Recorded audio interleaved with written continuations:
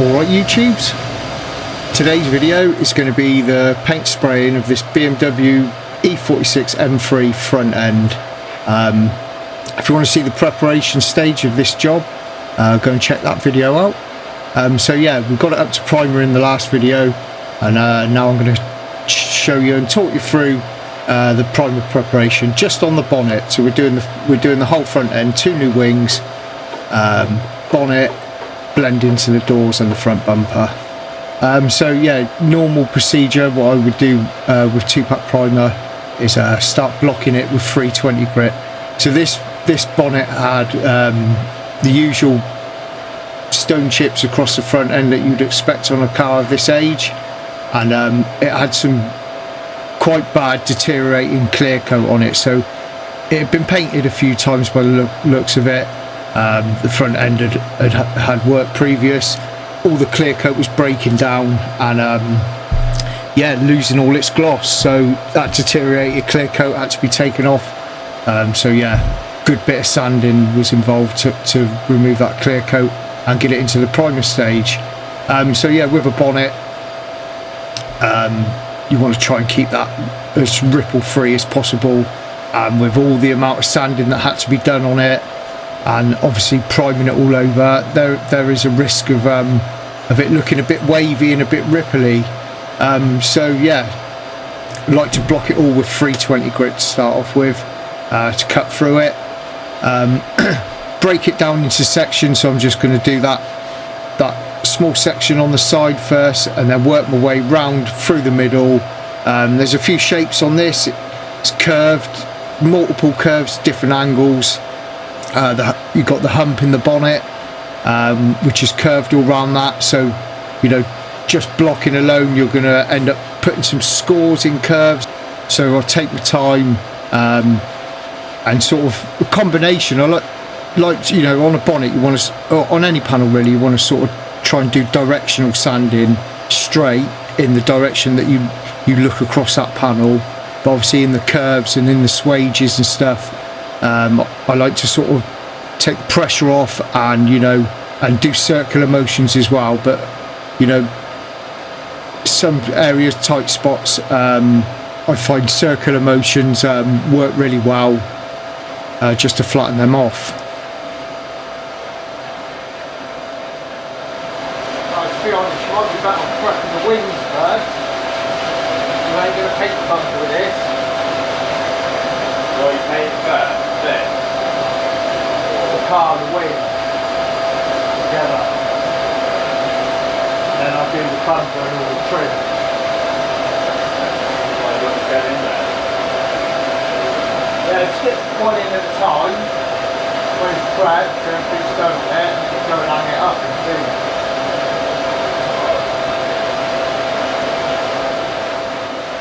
So now on to the middle section, again directional, where there's that hump in the middle, I sort of use that as another section to do that separately, and then like smooth out all my swage lines and curves in between the directional sanding. If you just heard then, just discussing with Reese what he was prepping the bumper. I can't fit it all in the booth in one go, so I said to him, just get on with prepping the wings for now, because you know, ideally I want to paint the wings when I paint the car, so all that application's done in one go, because I'll be wetting the wings, and yeah, it's nice to get, you know, that paint where 2 panels are edge to edge to be painted at the same time. Even if you use the same batch of paint, sometimes it can you can have a slight colour variation painting them at different times.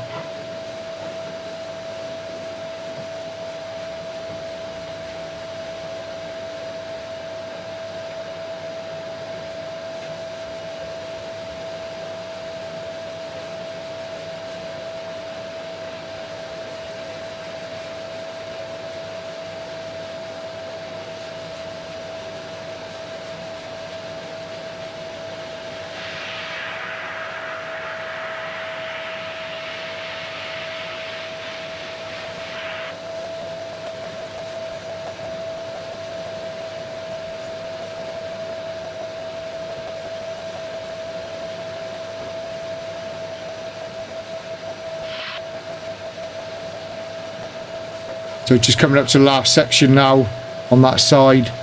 The block I'm using is a pinkish block. It's a little bit larger than your standard medium-sized block, and yeah, it works really well. They're really good, those blocks. Variety of sizes and lengths. They've got a little bit of flex in them as well, which helps. And yeah, ideally maybe use a smaller block on that front bit, but just using a section of it just to knock that primer down around the nose of that bonnet.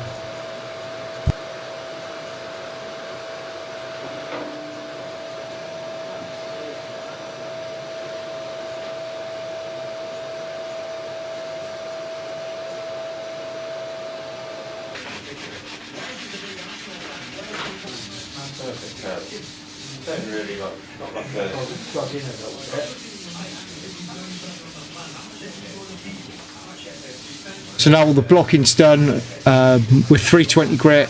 I'll go around all the edges now with 320 grit. In case the block's scored in any of them curves, which it will do when you know, especially when you're blocking straight, you're going to get little dig marks in there. So feather that out with 320 grit, just with a soft pad by hand, just to transition it all in a bit smoother. Then I go round again with 500 grit, because that's going to be the next grade. 500 grit on the soft pad, get all the edges done with a 500 grit soft pad, and then go over with a DA then with a soft interface pad on it, and refine all those scratches to 500 grit. So yeah, I find sometimes those soft pads can leave a little bit of scoring, and dry sanding, especially using the soft pads with no dust extraction, they do pick up bits of grit and stuff like that, which can use you know, leave a bit of scoring, which you can show in the base coat. 500 grit, 600 grit, sometimes it can show. So yeah, I like to do all the soft pad work after I've blocked it, and then do the refining with the soft pad, sort of like working backwards the opposite way, if you know what I mean. And then any little scores that are left, you know, the DA pad's going to get those out. So yeah, it's in the booth now. It's all prepped, Reese cracked on and prepped all the other bits up, the doors for blending and all of that. And yeah, just going to get it masked up now. So bit of cleaning off around it, and yes, start taping it all up. A little bit awkward, these bonnets to tape up, especially around where the kidney grills go. You've got like the bonnet release latch pokes through the kidney grills, so I didn't want to shut the bonnet fully, because it can build up on the tape where the tape's stuck to the bonnet, and then when it's pushed down against, you know, like the headlights or the edges, sometimes you can get a bit of a build up around that area. So if I can leave the bonnet propped a little bit, I can pull that tape back off the edge a little bit. So it's a bit of a lengthy video, this one, so sit back and enjoy the masking stage, and then I'll catch you again when we get to the paint stage. Had a little bit of trouble painting this one, so that's why this video is a little bit longer than the normal. So yeah, stick around for that, watch it being painted, and then I'll talk you through what I wasn't happy with and what I've done to rectify it.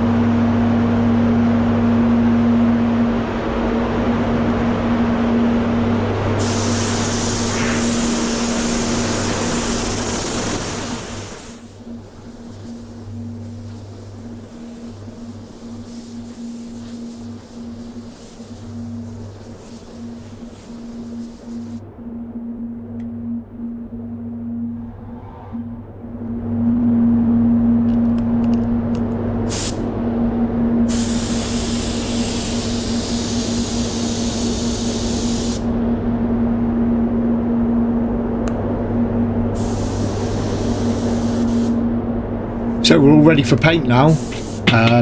So giving it a coat of wet and wet, obviously, for the new wings.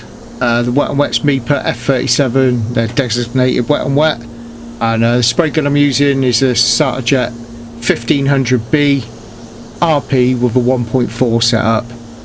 And yeah, I'm giving the bonnet a coat of wet and wet. Had a few breakthroughs with that, with, you know, getting it leveled out, and instead of going, you know, a finer grade, I thought a coat of wet and wet would just seal it all in. Where I had a few breakthroughs and a couple of different colour primers on there on the breakthroughs. Just didn't have any dark grey in an aerosol for the little breakthroughs. Yeah, if I can avoid it, I will. You know, I will avoid putting wet on wet onto you know, panels that I've primed, because it does have a slight detrimental effect on your overall finish. So yeah, if I can, I will avoid it. Some people put, you know, wet and wet into the edge of the blend areas. If it's a colour that needs, you know, a specific undercoat colour, then I may do that, but quite often I don't, if I know it's going to cover reasonably well. I've never really had any issues. May have with whites sometimes, and that's more down to the wet and wet not covering the electrocoat so well, so that's had an influence on it. So yeah, wet and wet the bonnet, covered up the blend panels with a bit of sheeting, and then obviously the overspray is going to the back of the booth, so you're going to get a light dusting over those new wings, so a quick tack off on them, and and one decent wet coat. You know, this coat's critical for getting on right. When it's wet and flat, one coat really. You can put two coats of it on, but less is more really. You just want to get that first coat nice and flat and wet. So that 1.4 setup's pretty good for wet and wet, and I do over pressurize it a little bit, 2.2 bar, and yeah, just make sure I get it on there wet. Don't really restrict the fluid or change your fan size, keep everything fully open. But you know, this guy's bought this car in for rusty wings, so I want to do as much preventative steps as I can to make sure that these wings don't rust again, because obviously they're prone to rusting. So a bit awkward getting in there around the stand. So if you notice, then I reduced my fan size to squirt a little bit more. I've got a big pot on that gun as well. I've got the larger SATA pot on there, so yeah, awkward to get in there. And here's mistake number one. When I got to that second wing, I never opened my fan back out and didn't really notice at first. So with my fan being reduced, it's changed the pressure. It's put the pressure up even more. It's made it more like a jet. And yeah, got that coat of wet on there, and oh, it was sopping wet. It was just about hanging on there, which even at this point I never really noticed at first.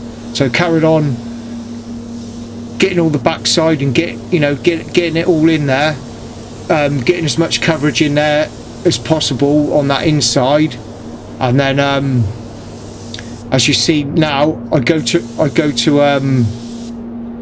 change my fan size and realise it was already wound in. So yeah, that threw me a little bit.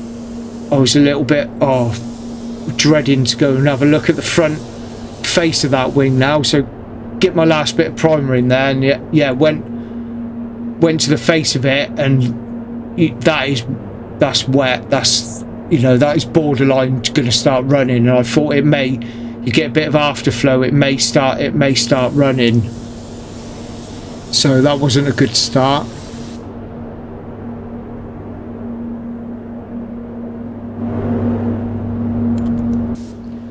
So got away with that. It looked okay once it dried out. It does that wet on wet does the orange peel in it does disappear quite well. It's better when it's wet anyway. When it's on there a little bit dry, it did take me a while to get my bearings with that wet on wet. Not putting it on wet enough really. If it's a bit more textured, it doesn't smooth out. But when it's wet, it once it cures through, dries right through. Yeah, it does lose its texture and smooths out really well. But yeah, I was lucky with that wing. It just about stayed there. So yeah, put the blender coat on first onto the blend panels.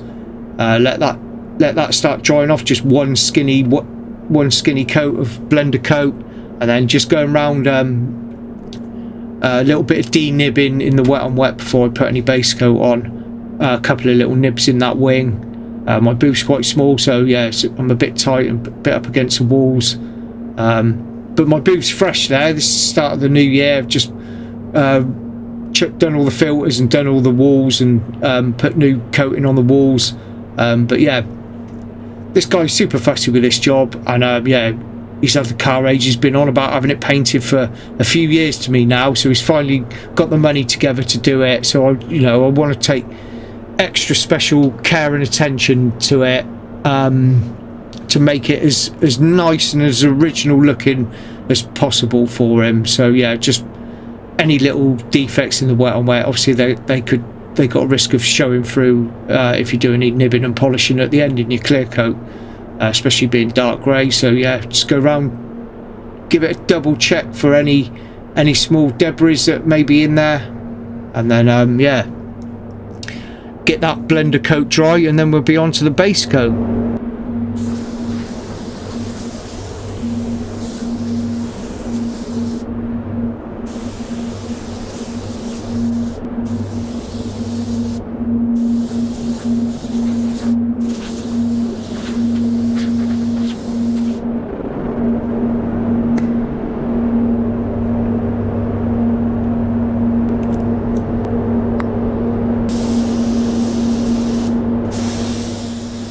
So first coat, base coat, it's Mipa water base, the base coat I use. That's my paint system that I've got here. All of the jobs are done from Mipa from start to finish. And the way I apply this base coat is they recommend you put a lighter, like a 50% coat on first. It's got superb coverage, this base coat. It's a pure water system, base coat system, so it's not latex based one, so it's got really good coverage. Does look a bit funny when it's applied, and yeah, drying out is really essential with this. So yeah, you do find it can sometimes show a little bit of contamination if you put the first coat on wet. So data sheet says half coat for a first coat and get that dried out, and then it's sort of two coat system, so you can put two individual coats on, not super wet coats, and dry them out in between. Or what I do is like a double header, a double coat, where you apply one sort of 3/4 coat and then come back on yourself as a double coat. Data sheet sort of does recommend to apply it like that. If it's a normal covering colour, you'll have all your coverage in that double coat, no problem. Like I say, it's not a super wet coat. It's yeah, it's just sort of coming back on yourself really as a double coat.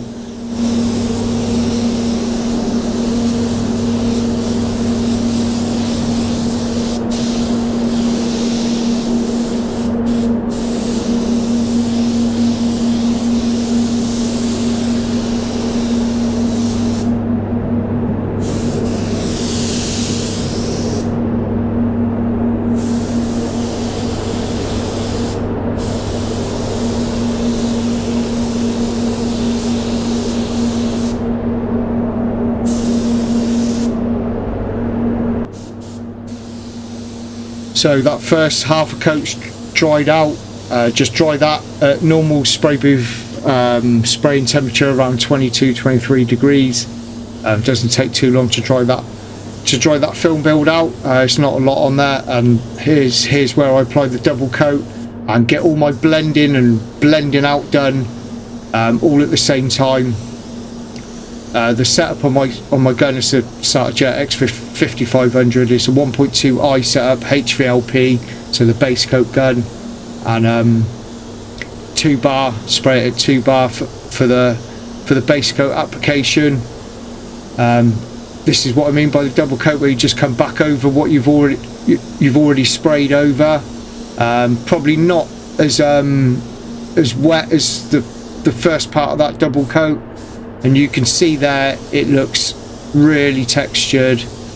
It looks really patchy when it's wet, but that's how this base coat looks, and it took me a little while to get used to. I've said previously in other videos, it takes you a little bit of getting used to seeing it applied like that, but you just ignore it. You just completely ignore it. If it looks like that, then I know now, if it looks patchy and textured on that base coat application stage, I know it's not going to be patchy. That's how I know. If you've sort of wetted it up too much and you've got too much on there and it doesn't look so patchy, I find it will be patchier when it's dried. So yeah, sort of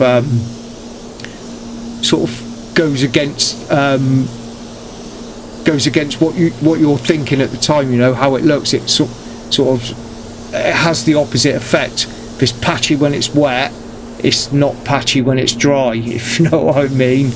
I know what I mean, I think, anyway.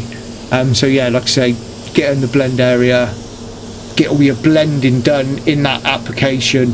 That second pass of the gun there, I go further, I go right into my blending zone there. So take that right out, angle your gun, get it to flick down that door, and then yeah, a bit of reduced trigger at the end just to feather out that last bit of base coat. You don't want it sort of sand piling at the end, so you don't want to have it too dry at the end of your blending zone. You know, just sort of get enough on there to transition it, without over applying where you're flicking it, you know, with your reduced trigger, because you'll end up getting a build up and getting a halo around it. But this stuff's really good for that. I found it's one of the best base coats I've had, where hardly get any halos in, you know, in metallics, in silvers and stuff. It transitions in really nice, especially having that blender coat on there really aids it as well. So this is a lengthy video, so apologies for that, and yeah, maybe struggling to fill some of the time up with a voiceover. So I'll let you watch the rest of the base coat, and I'll be back in a little bit. All right.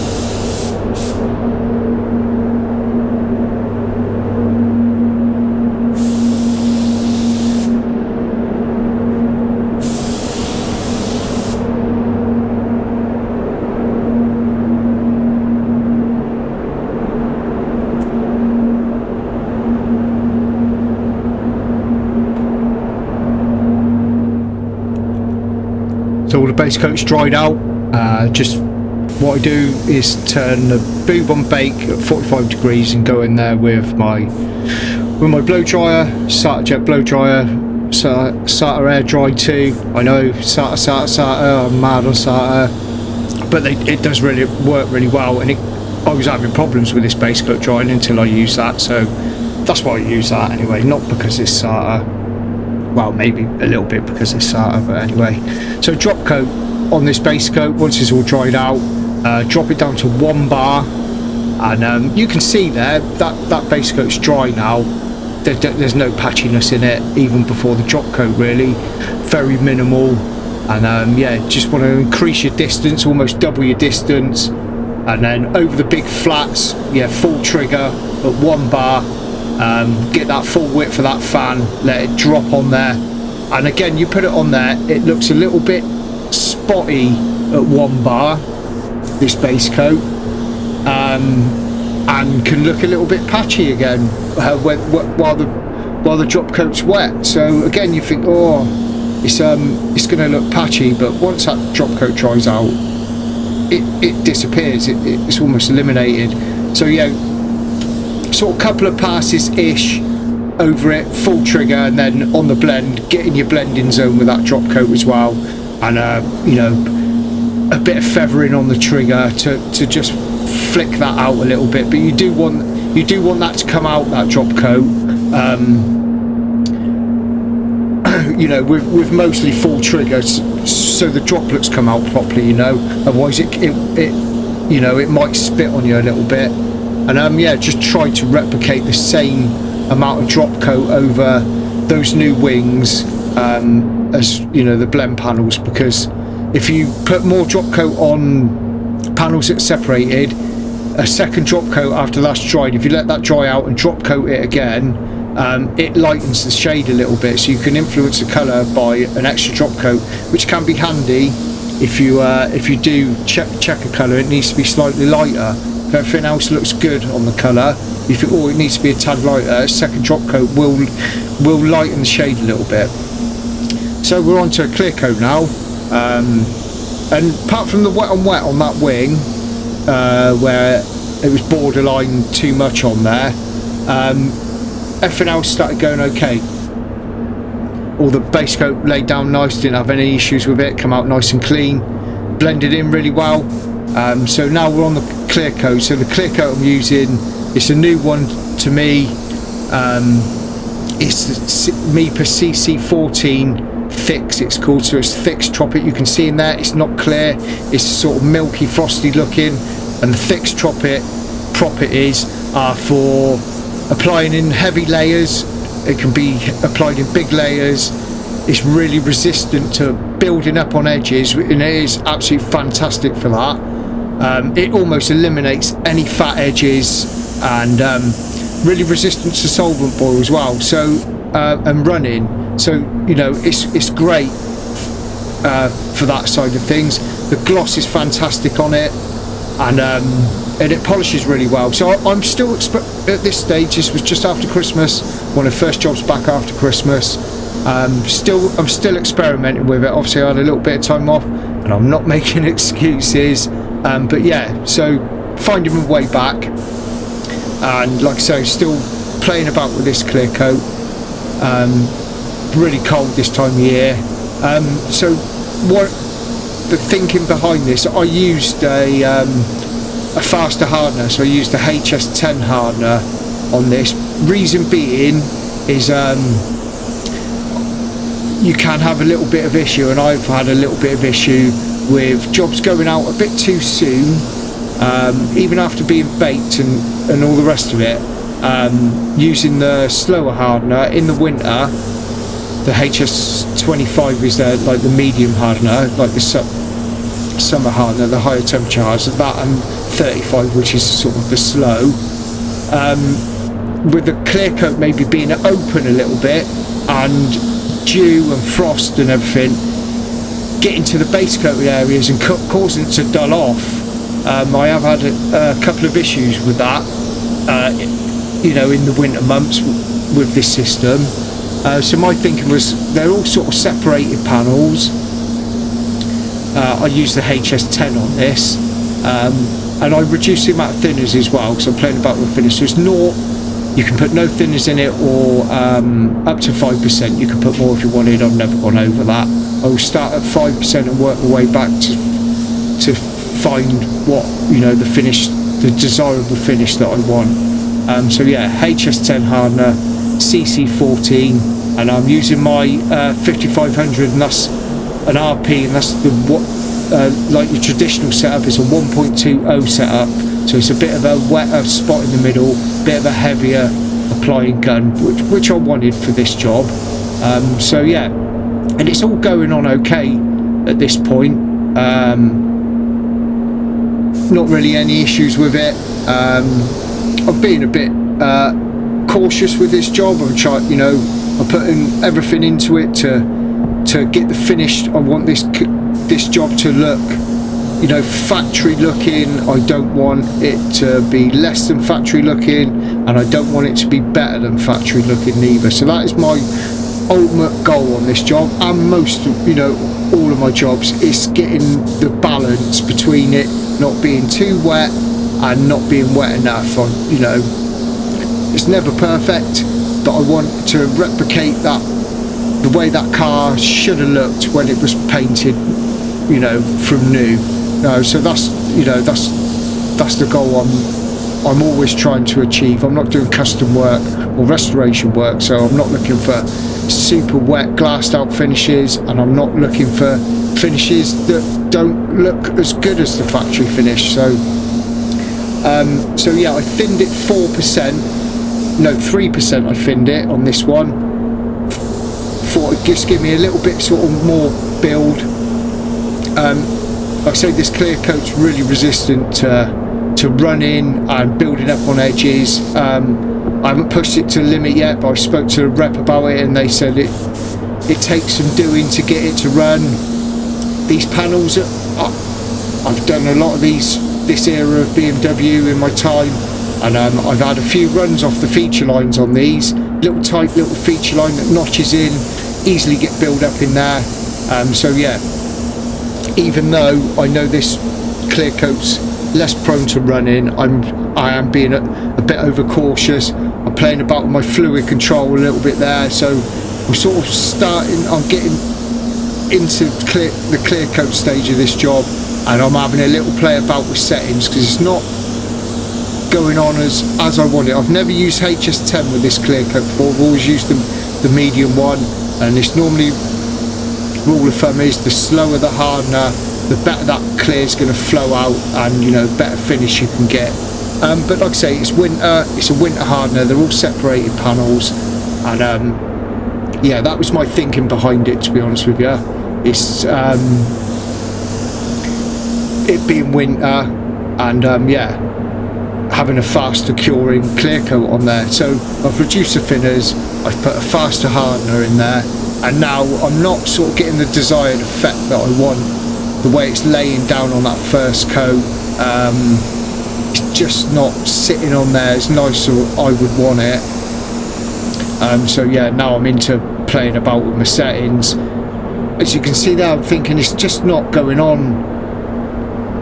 My application speed is just not going on how I want it to go on. So now I'm doubling back on myself, checking that thing's been popped. It seems like it's a bit restricted to me. So yeah, you can see where, you know,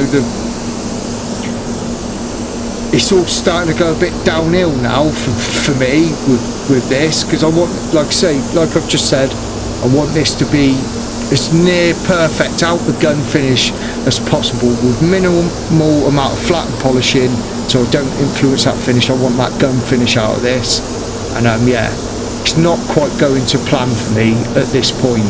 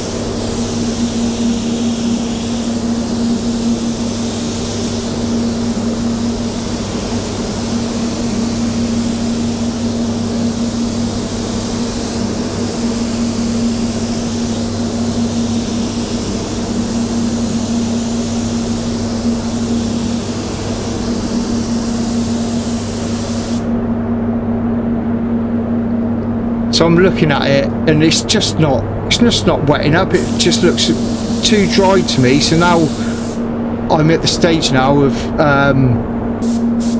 putting more clear coat over what I've already clear coated, which I don't like doing. I like to get it in the first passes if I can. And yeah, it's just not feeling right to me now. And I think it was down to the hardener, to be honest with you, a lot of it. Just not flowing. It's got a bit of afterflow, this clear coat, but it's pretty much how you get it on that panel is sort of how it stays. It doesn't flow a massive amount afterwards. So yeah, I was dubious about putting too much on, having a re-go over it, and getting runs, and the old head started going a little bit, to be honest with you, and yeah, lost me mojo a little bit with it, and then yeah, losing my confidence. You can see it's just not going on how I want it to. So I keep looking at my gun, trying to find a reason why it's happening. And yeah, I don't know about yourselves, but you can get in these situations when you're halfway through painting it. Bit of panic can set in a little bit, because I don't want it to go wrong, and yeah, just probably over trying a little bit, of not relaxing. I've sort of yeah, I'm tense now while I'm painting it, which is not a good state to be in, being tense and a bit panicky while you're halfway through a job. Probably overthinking it while I'm doing it as well, trying to think of reasons why it's not laying down, how I expected it to lay down.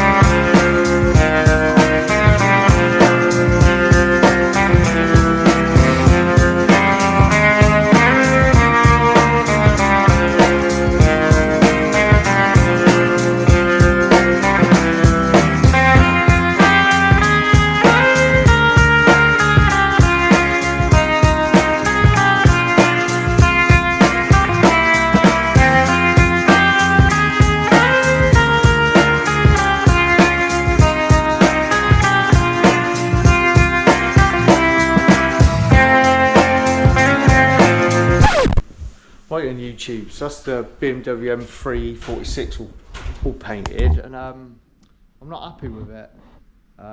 So yeah, I could polish this, but I'm not gonna. I'm gonna flow coat it. I'm just not happy with the finish. It just didn't come out very nice. It's all a little bit drawn in.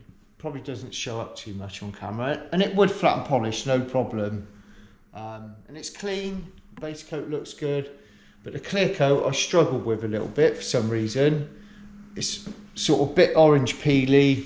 It's a bit drawn in. It's not as flat, and as the gloss retention isn't as good as I would want it. I just couldn't seem to get it to flow out as well. The door looks pretty dry. These lights highlight stuff so it wouldn't look so bad outside, and the wings are okay. Again, they would flatten polish, no problem. And yeah, couple of factors, I think. Wet on wet didn't go on as well as I wanted it to, especially on this wing. I reduced my fan down to get on the inside of the arch on that wing, and I didn't open it back up when I put it on, so it went on really heavy, the wet on wet on this wing. It did dry out, and it didn't run or anything, and smoothed out. And yeah, so it's really cold at the moment, so I use CC14 clear coat, and I put the HS10 hardener in it, which is the winter hardener, because you know, it's the hardeners, you know, fast. That's a fast hardener. They're standard, and then they're slow, but it's more to do with the temperatures that are around at the time, more to do with the temperatures more than it is to do with you know, the size of the job. So you should be able to, you put the temperature range in on the system, and it will give you the hardener to use. So I used HS10, which I haven't used on CC14, and it just wouldn't flow out as nice. And I reduced the amount of thinners as well, just so it had a bit more build to it. But it just didn't come out how I wanted it to come out. So I'm just gonna, I think it'd be easier than you know, nibbing all this all over to bring the gloss back up. It would just be easier to, while it's masked up, sand it all off with some 800 grit, quickly prep it, and then just give it a couple more coats of clear coat. So yeah, that's what I'm going to do. Not happy about doing it. It's a bit annoying, but it's not to the standard that I want it, this finish on this. And with all the flat and polishing, the amount of time that can take, and you know, keep going over it, I'd end up pretty much nibbing down most of this with maybe 2,000, 3,000. It's quite a lot to do. It sort of takes away that factory look as well when you do that. And yeah, there's a bit of risk of flattening marks coming back, and the amount of time that will take to polish that. I'd rather have the finish looking right, gun finish, and then I can just do some D-nibbing when necessary. So that's what I'm going to do, get it all sanded off with 800 grit, and then key up the edges of, you know, 1,000 grit, the normal blending procedure, and just get a couple more coats of clear coat on it, and have a little play about with that clear coat. Maybe put a little bit more thinners in it this time, but yeah, see how it turns out this time. So there we go, back on the clear coat stage again. As I previously said, I thought this was a better option. Flow coating a job's always nice, comes out lovely. Flow coating a job, I'd love to flow coat most jobs. So yeah, changed the hardener on this one, HS25 on this one, a little bit more thinners, went the full 5% on this one, and yeah, came out a lot better. Bit of it could be a state of mind as well, you know, at the time.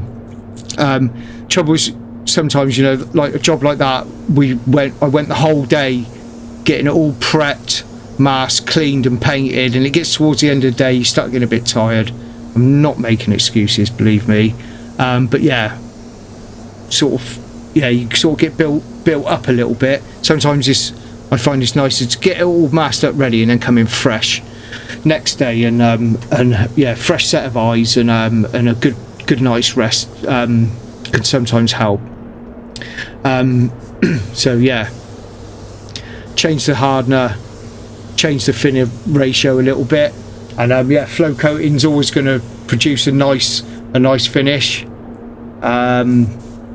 So not a lot more I can say really. Yeah, apologies. It's either an advantage to you to be watching the clear coat again, or I understand if even if you've made it this far, you could be getting a bit tired now as well. So I'll leave the rest of it for you to watch, and you see the end results at the end. And yeah, thanks for watching, really appreciate it, and yeah, we'll see you again soon. Look after yourselves.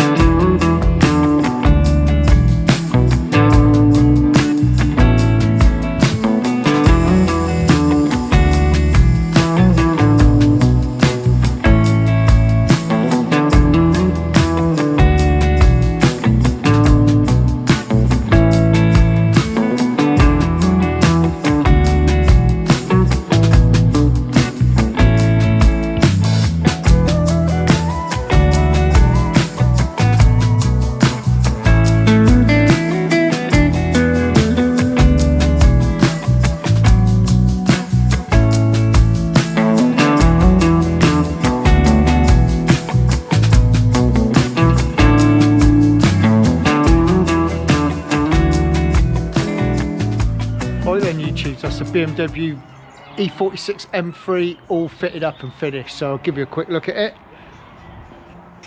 And yeah, I'm happy with it now. Finish is decent. Colours really good match. Got in really well. It's come out, you know, a lot better than it did on the first application. Wow, to me, it's a lot better. It's how it should look, really.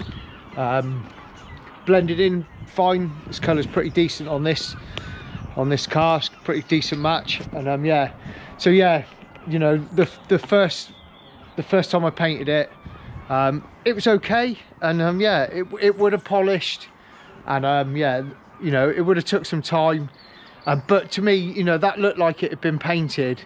The finish wasn't there, and it's my first big job back from Christmas. I ain't making no excuses. I never make excuses. I just try to see what factors would have caused it, and yeah, combination probably of the wet on wet didn't go on quite as well as I wanted it to, especially on the bonnet. Using the fast hardener, I think I may have baked it a bit too soon. All these factors can have an influence, and I'm still experimenting with that CC14 Clear Coat, so I put less thinners in this because I wanted a bit of a chunkier orange peel. And yeah, it's all a bit of a combination of a few things really, but I think what I done, flow coating it, was the right choice. It's a bit more materials, but the car was masked up anyway, and I sanded it, masked up in the booth, which isn't ideal, but use the dust extraction and just spend a good bit of time cleaning after, and then flow coating it. The finish is, you know, that's out the gun. There's a tiny little cluster of some nibs here and a couple here, and the rest of that is I've just run a bit of trade wax over it, and the rest of that is out of the gun. And it doesn't, to me, it doesn't look like it's been painted. It's almost at the factory finish, and that's what I want out of my jobs. I want that factory look, that factory finish, regardless of the age of the car or whatever. And flow coating it, I think it's just a better option. It never looks right when you have to flat, you know, you have to flat all of the panel, or flat loads of the panel. Yeah, you can get a lovely finish with flattening and polishing, don't get me wrong. You can get finish like glass, but it's not how it should look. And yeah, I don't want it to look like it's been painted. So yeah, you know, it wasn't the most desirable finish for me. It wasn't the standard that I wanted to coming out here. So flow coating it, it's, you know, 3 hours work to flow coat it, compared to probably be about a day's work to flat and polish that, going through the grades, you know. And it still wouldn't look right to me. So yeah, I got myself out of an hole. It's not often you know, that the jobs require something like this, but in this situation, I've, you know, just sanding it down with 800 grit and keying it all up while it was still sat in the booth was the quickest option, and it's took about half an hour to polish now. So yeah, bit more materials, bit more energy, but you know, if you're not happy with a finish on a job, you know, so you get dye back and pinch back, you know, from jobs, from base coat maybe not drying as well, you know, these things happen, and they happen to all of us painters.